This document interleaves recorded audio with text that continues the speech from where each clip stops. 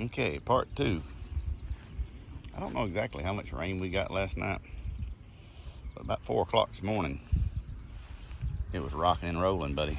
Thunder, pouring rain, and that is soaked. Yeah, that is soaked.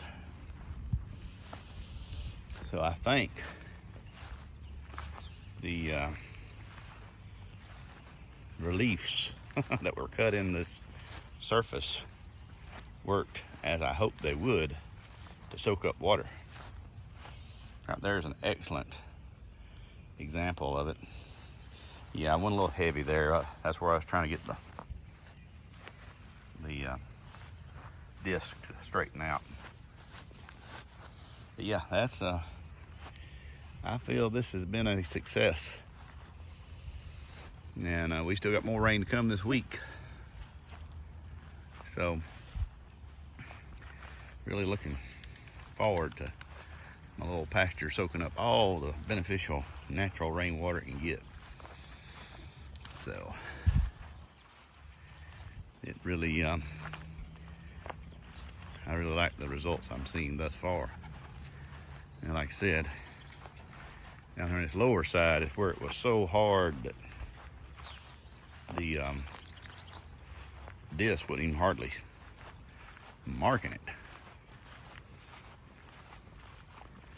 I might have to get out here. I've already waited a little too late to mess with it today. I'm out of the working mood. Turn the goats out. Oh, and one sheep. And a couple of pigeons. But yeah, down here is where, I mean, it made some marks there. But after we get down in here, that's when it stopped making the good furrows. I mean, it scarred it. And in a few places it turned it. Down in here, it didn't do a whole lot. So maybe tomorrow evening I get up from work, I might come down here and run over this some more. I left the plow hooked up to my tractor. So, yep. So, pasture restoration part 2. We'll see how things go.